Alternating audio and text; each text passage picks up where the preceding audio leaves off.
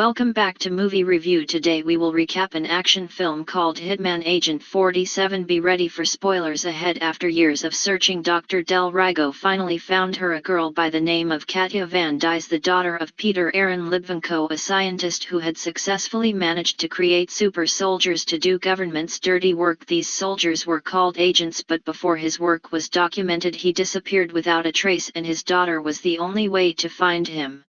But suddenly their computers are hacked and a virus is uploaded to their system. Del Rigo's bodyguards quickly enter the room and escort him out, taking him to the safe house, but on the way a bomb set under the road explodes, sending one of the cars flying. The two remaining cars quickly turned back and drive in the opposite direction. A motion sensor gun is activated, and when they drive near it, the driver to the second car is sniped and killed. The remaining car drives away from the scene very quickly, and luckily they reach their underground safe house. They leave the car, and Del Rigo is quickly taken to the highly secured safe house where he had to use eye recognition just to enter. Once inside, something felt strange. The guards posted there are unresponsive. He walks up to them, and when he tapped their shoulders they fall on the keyboards with bullet holes on the heads. He could not believe it. He had just walked right into the trap of Agent 47. 47 wanted to know the location of Katya Vans, the girl Del Rigo had just found. He tries to ask nicely, but when Del Rigo refuses to tell him, he threatens to cut out his eye. Del Rigo is left with no choice but to speak, so he gives out her location, and since 47 had no beef with him, he lowers his knife without harming him.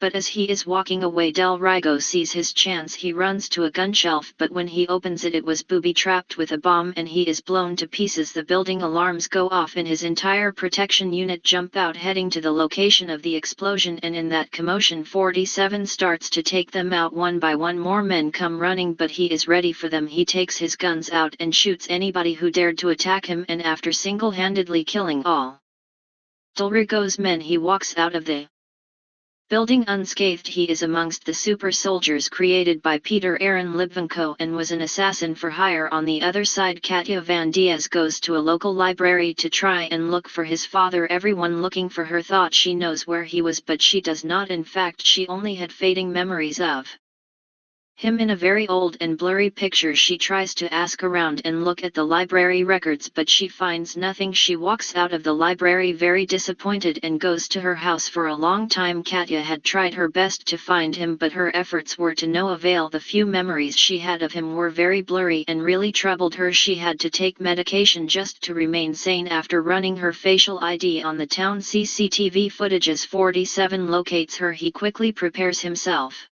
and leaves to get her. As Katya is sleeping, she begins to see visions of 47. She had a heightened sense of danger and she knows he was coming for her, so Katya quickly packs her bags, and by the time 47 reaches her door, she had ran away through the roof. She goes to the train station, but 47 is hot on her heels. Out of nowhere she bumped into a man called John Smith who offered to help her, but she quickly rejects his offer. But before she walks off, she senses his presence again, coming for her, and before long he caught up. He pulls out a gun and starts shooting towards the two without a second thought. As Katya is running away, John remains behind, shooting at this sadistic man, trying to buy time for her to escape. He knocks him and the two fell on a train track and started fighting very easily. 47 dominates the fight. He tries to walk away, but John was relentless and does not let him leave. Luckily an oncoming train distracts 47 and John is able to escape with a head start. He runs and meets up with Katya, and they run into a car and drive off. Before they reach far, their driver is sniped and killed by 47, who was still following them from behind. They get out of the car and continue the run on foot. When they realize 47 is still behind them, John takes out his gun and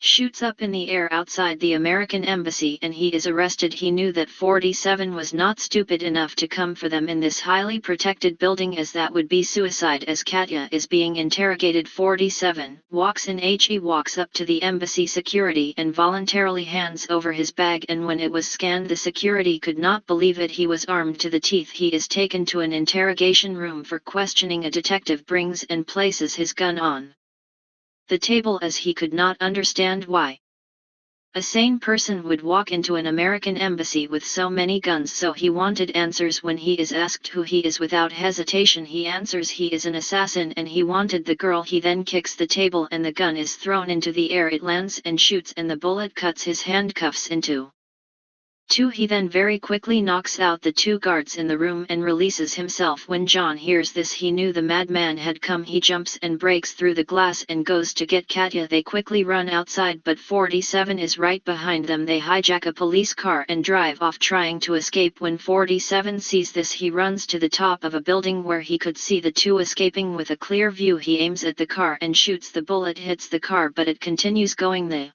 next day Katya is still alive. The bullet had only managed to graze her arm, but she is okay. John helps her bandage her wound and Katya begins to feel like she can trust him. She pulls out her maps and pin them on the hotel wall. The two begin to brainstorm trying to figure out where her father could be hiding, and after a while Katya figured it out. She knew where her father was hiding. John tries to pressure her to tell him, but before she could say anything the devil walks in and shoots him several times in the chest. He then knocks Katie out and carry her as he leaves. When Katya wakes up, she is tied to a chair. 47 emerges from the darkness and when he touches her, Katya begins to get flashbacks. She remembers herself as a child and her parents. She remembers that as they were trying to escape, she saw a boy standing by the roadside. That boy was 47. It turns out the two were part of the same experiments as children. 47 explained to her that John only wanted to use her to get to his father, as his organization wanted to restart the super soldier program. Katya was given a choice to either trust her memories and work with 47 or blindly follow a man she met randomly on the road. 47 walks off and leaves her still tied to the chair. He then powers on a plane engine